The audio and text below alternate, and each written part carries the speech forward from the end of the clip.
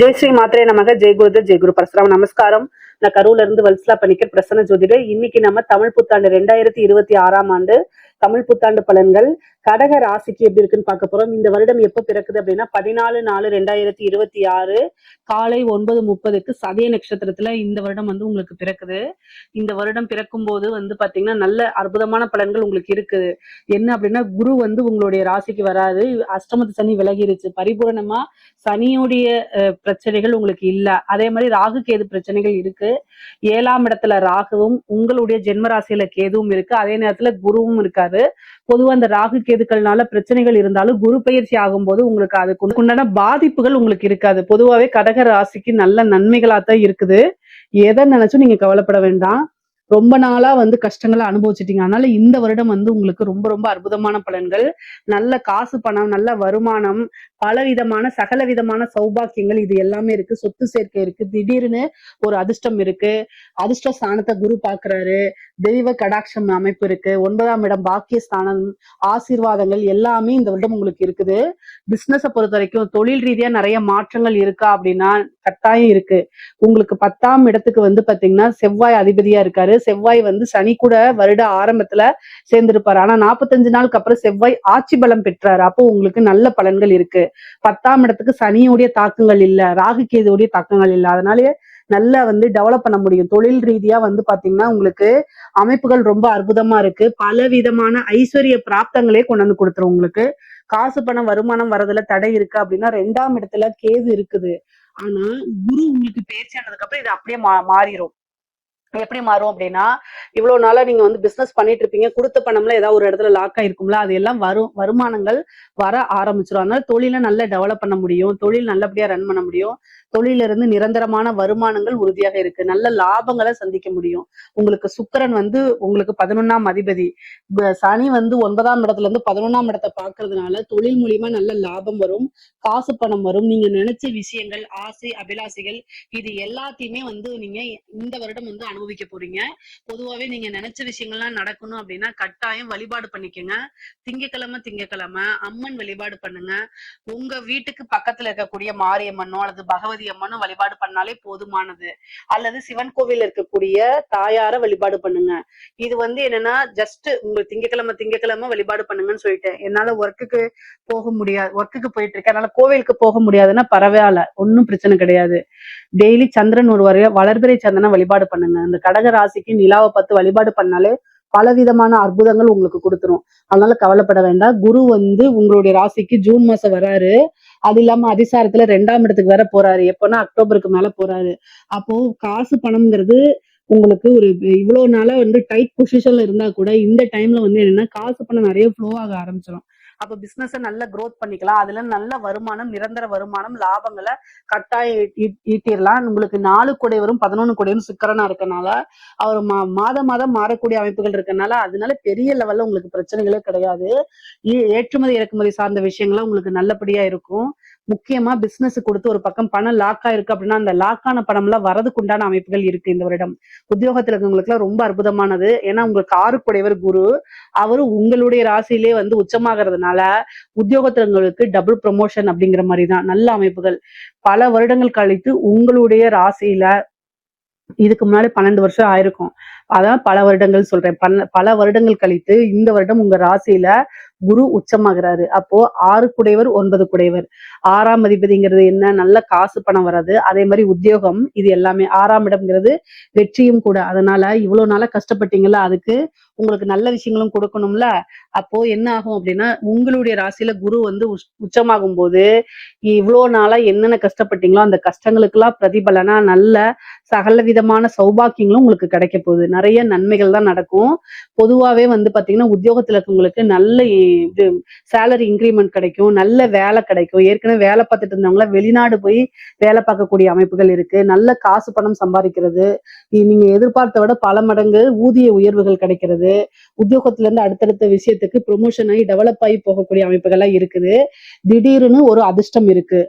பொதுவாவே சொத்து சேர்க்கை அப்படிங்கிறது இந்த வருடம் உங்களுக்கு இருக்குது. படிக்கக்கூடியவங்களுக்கு எல்லாம் நல்ல அமைப்புகள் இருக்குங்க.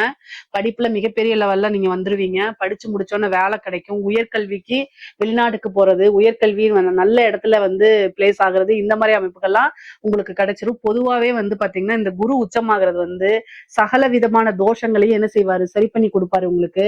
பொதுவா குரு வந்து உங்களுக்கு நல்ல நன்மைகளை செய்யக்கூடிய காலகட்டங்கள். இந்த டிசம்பருக்கு அப்புறம் வந்து ராகு வந்து பாத்தீங்கன்னா 7ஆம் இடத்துலயும், கேது வந்து பாத்தீங்கன்னா உங்களுக்கு உங்களுடைய ராசியில் இருக்காரு. இந்த கேது வரக்கூடிய காலகட்டங்கள்ல மனம் அப்படிங்கக்கூடிய விஷயத்த கண்ட்ரோல் பண்ணி பழகிக்கங்க. சந்திரன் கேது சேரக்கூடிய விஷயம் பெரிய லெவல்ல நல்லது கிடையாது. இந்த ராகு கேது வந்து என்ன பண்ணும் அப்படின்னா, கேது வந்து மன சிக்கல்கள் அல்லது டிப்ரெஷன்ஸ் இந்த மாதிரி விஷயங்களை கொடுக்கும். நம்ம திடீர்னு சந்தோஷமா இருக்கும், திடீர்னு மூட் அப்செட் ஆகும், ஏதாவது ஒரு சூழ்நிலைகளை கிரியேட் பண்ணி கொடுக்கும். இனம் புரியா கவலைகள், மன பதட்டங்களை ஏற்படுத்தி கொடுக்கும். நன்மை மட்டுமே நான் சொல்லக்கூடாது, ராகு கேதுக்கள்னால தீமைகள் தான் உண்டாகும், நான் நல்லதுன்னு சொல்ல மாட்டேன். கேது வந்து பாத்தீங்கன்னா உங்களுக்கு சந்திரன் மேல கேது வரும்போது தாயாருக்கு கண்டம், மாமியாருக்கு கண்டம் அப்படின்னு சொல்லலாம். அதே மாதிரி சந்திரன் வந்து மனசை குறிக்கும். அதனால மன ரீதியான பிரச்சனைகள் அதிகமாக இருக்கும். இனம் புரிய கவலை, டிப்ரெஷன்ஸ் இதெல்லாம் வராம தவிர்க்கணும் அப்படின்னா கட்டாயம் நீங்க மெடிடேஷன் பண்ணுங்க. மெடிடேஷன் பண்றது ரொம்ப ரொம்ப நல்லது. பல அற்புதமான பலன்களை உங்களுக்கு கொண்டு வந்துரும். சோ எல்லா விஷயங்களும் இப்போ நீங்க ஆல்ரெடி வந்து பாத்தீங்கன்னா அஷ்டமத்து சனியில வந்து நிறைய கஷ்டங்கள் அனுபவிச்சிருப்பீங்க. அதுலயே ஏகப்பட்ட பாடங்களை கத்து வச்சிருப்பீங்க. அது அதனால இப்ப வரக்கூடிய கேது வந்து பெருசா பாதிப்பை ஏற்படுத்தாதுதான் நினைக்கிறேன். ஏற்கனவே அடி வாங்கினவங்களுக்கு இப்ப புதுசா அடி வாங்கினா வலிக்குமா அப்படிங்கறத என்னுடைய கேள்வி. நான் உங்களை கஷ்டப்படுத்துறதுக்கு சொல்லல. ஆனா இந்த கேது வந்து வரும்போது இந்த மாதிரி விஷயங்களை கொடுப்பாரு. அதை சாதாரணமா எடுத்துக்கிட்டீங்கன்னா ஈஸியா கடந்து போயிட முடியும். அது போக பொதுவாவே வந்து பாத்தீங்கன்னா இந்த சந்திரன் கேது காம்பினேஷன் அவ்வளவு நல்ல காம்பினேஷன் கிடையாது. ஆனா 9ஆம் இடத்துல இருக்கக்கூடிய சனி வந்து உங்களுக்கு சகல விதமான சௌபாக்கியங்களும் கொடுத்துருவாரு. பொதுவாவே வந்து பாத்தீங்கன்னா ஒரு குருநாதர் வழிபாடு, ஒரு தெய்வத்துடைய அனுகிரகம், அதே மாதிரி வந்து நீங்க நீண்ட தூரம் பிரயாணம் பண்ணி ஒரு புனித யாத்திரை போறது, புனித நதிகள்ல நீராடக்கூடிய அமைப்புகள், குருநாதருடைய ஆசீர்வாதங்கள் அனைத்துமே உங்களுக்கு கிடைக்கும். சொசைட்டில பெரிய மனிதர்களுடைய தொடர்புகளை ஏற்படுத்தி கொடுப்பாரு. இந்த சனி வந்து பாத்தீங்கன்னா நல்ல பெயர்களை ஏற்படுத்தி கொடுப்பாரு. நீங்களுக்கு வந்து ஆல்ரெடி எனக்கு நல்ல பேர் தான் இருக்குன்னு நீங்க நினைக்கலாம். ஆனா உங்களுடைய பேர் பிரபலியமாகும். ஒரு பேர் புகழ், அதாவது நன்மதிப்பு அப்படிங்கிறது இந்த சொசைட்டில நீங்க யாருன்னு வெளிச்சத்துக்கு கொண்டு வரக்கூடிய டைம். அது கூட பெரிய மனிதர்களுடைய ஆதரவுகள் உங்களுக்கு கிடைக்கும். இது கிடைச்சிட்டாலே மிகப்பெரிய லெவல்ல சக்சஸ் பண்ணிடலாம். அதே மாதிரி சொத்து சேர்க்கை அப்படிங்கிறது இருக்குங்க. 6 குடைவர் உங்களுடைய ராசியில உச்சமாகிறது வந்து நீங்க நினைக்கக்கூடிய விரும்பக்கூடிய அத்தனையுமே நடக்க போகுது. அவரே 9ஆம் அதிபதியா இருக்காரு. அதனால வந்து என்னன்னா சொத்து சேர்க்கை உண்டு. வாகனம் வாங்குறது, வீடு கட்டுறது, இந்த மாதிரி பிராப்தம்லாம் உறுதியாக இருக்கு. அது கூட வந்து பாத்தீங்கன்னா உங்களுக்கு குரு உச்சமாகிறதுனால இன்ன பலன் தான் அப்படின்னு குறிப்பிட்டு சொல்ல முடியாது. 9 குடையர் பாக்கியாதிபதிங்கிறதுனால கடன் ரீதியா யாருக்கெல்லாம் பிரச்சனைகள் இருக்கோ அவங்க எல்லாமே இந்த வருடத்துல கடன்ல இருந்து ரிலீவ் ஆயிட முடியும். என்னடா அது நமக்கு எந்த சோர்ஸுமே இல்லையே, எப்படி கடன்ல இருந்து ரிலீவ் ஆகும்னு மட்டும் நீங்க நினைக்காதீங்க. அதாவது கிரகம் ஒரு விஷயத்த கொடுக்கணும்னு நினைச்சிச்சுன்னா எப்படி வேணா கொடுத்துரும். அதை மட்டும் நல்லா ஞாபகம் வச்சுக்கோங்க. 6 குடையவரும் 9 குடையவரா இருக்காது. அதாவது கடனை கொடுத்தவரே பாக்கியாதிபதியா இருக்கும்போது உங்களுடைய ராசியில உச்சமாகறதுனால கடன் ரீதியா இருக்கக்கூடிய பிரச்சனைகள் அனைத்துமே விலகிரும். ஏதாவது ஒரு சோர்ஸ் வந்து விலகிரும். அது உங்களுக்கு கடன் பிரச்சனை இருக்குன்னா சொல்லுங்க, கமெண்ட்ஸ்ல பதிவு பண்ணுங்க. கட்டாயம் அதுக்கு உண்டான தீர்வு, நீங்க எப்படி அதுல இருந்து வெளியில வரணும், சின்ன வழிபாடு அதுதான் நான் சொல்றேன். ஓகேங்களா? இதை நீங்க செஞ்சாலே போதுமானதுங்க. முக்கியமா கடன் ரீதியா இருக்கக்கூடிய பிரச்சனை வெளிவரும்னு சொன்னேன் இல்ல, அதே மாதிரி ஹெல்த், தேக ஆரோக்கியத்தை கவனமா இருக்கணும். குரு வந்து காசு பணத்தை கொடுப்பாரு. அதே நேரத்துல உடல் ரீதியா இருக்கக்கூடிய பிரச்சனைகளையும் என்ன செய்வாரு, பெருசு பண்ணிடுவாரு. அவருடைய வேலை வளர்க்கறது மட்டும்தான். நோய் ஏதாவது சின்னதா இருந்தா பெருசா வளர்த்து விட்டுருவாரு. ஹெல்த்த ரொம்ப ரொம்ப பாத்துக்கணும். கடகராசிக்காரங்களுக்கு இந்த வருடம் தீமையான பலன்கள் என்னவென்றால் ஹெல்த்த ரொம்ப ரொம்ப பாத்துக்கணும். தேக ஆரோக்கியத்துல கவனம் இருக்கணும். குரு உச்சமாகிறாருன்னா காசு பணம் வரும், ஆனால் உடலை அப்படியே கெடுத்துட்டுருவாரு. அதனால சாதாரண பிபி இருந்துச்சுன்னு வச்சுக்கோங்களேன், அது பெரிய லெவல்ல ட்ரீட்மெண்ட் போற மாதிரி. அது மாதிரி ஹார்ட் சம்பந்தப்பட்ட பிரச்சனைகள், பிரெயின் சம்பந்தப்பட்ட பிரச்சனைகள், இதெல்லாம் ரொம்ப கவனமா பாத்துக்கோங்க. முக்கியமா பெண்களா இருந்த யூட்ரஸ் சம்பந்தப்பட்ட பிரச்சனைகள் வரத்துக்கு வாய்ப்பு இருக்கு. ரொம்ப ரொம்ப கவனமா இருங்க. ஹெல்த்ல ரொம்ப ரொம்ப கவனமாக இருக்கணும். தாயார் வழிக்கு உருவாக்கி அவங்களுக்கு உடல்நிலை பாதிப்புகள் இருக்கு. உங்களுக்கும் சர்ஜரி அந்த மாதிரி அமைப்புகள் இருக்கு. ஏன்னா அஷ்டமாதிபதி 9ல இருக்கு. அந்த அஷ்டமாதிபதியை குரு உச்சமாயி பாக்குறாரு. 6 கூடையவரும் அஷ்டமாதிபதியின் தொடர்பு இருக்கும் போது அறுவை சிகிச்சை இந்த மாதிரி அமைப்புகள் இருக்கு.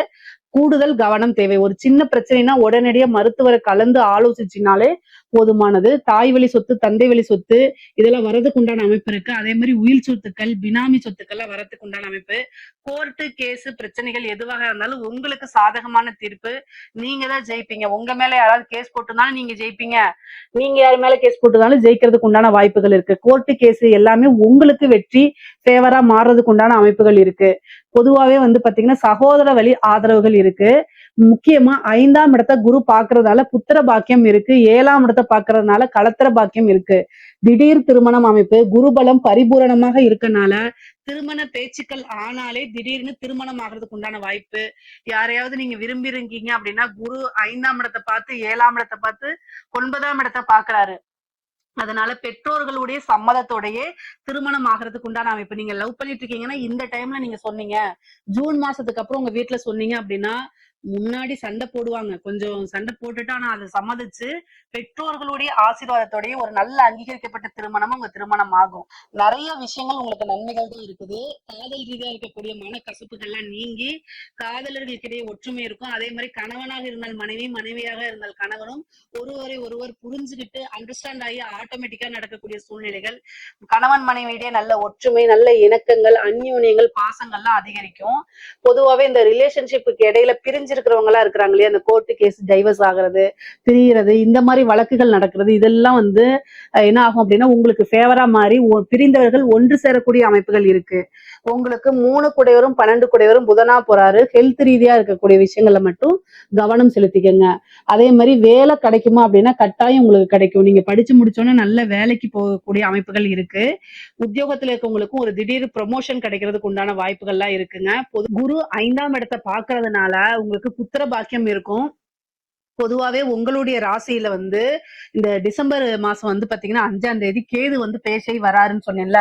எந்த விஷயத்துக்கு நன்மையும் இல்லையோ ஆனா குருவும் கேதுவும் சேர்ந்தக்கூடிய அமைப்பு பிளஸ் சந்திரனும் இருக்கனால ரொம்ப வருஷமா வந்து உங்களுக்கு புத்திர பாக்கியம் இல்ல, குழந்தை இல்ல அப்படின்னா கட்டாயம் இந்த வருஷம் ஒரு ட்ரீட்மெண்ட்டுக்கு போயிட்டீங்க அப்படின்னா இந்த செயற்கை முறை குழந்தைகள் இருக்குன்னு சொல்லிங்களா, ஐவிஎஃப், அதே மாதிரி டெஸ்ட் பேபி, இதெல்லாம் உங்களுக்கு சக்சஸ் ஆயிரும். இதுக்கு முன்னாடி ஃபெயிலியர் ஆயிருந்தா கூட இந்த டைம் ட்ரை பண்ணுங்க, கட்டாயம் அது உங்களுக்கு சக்சஸ் ஆயிருங்க.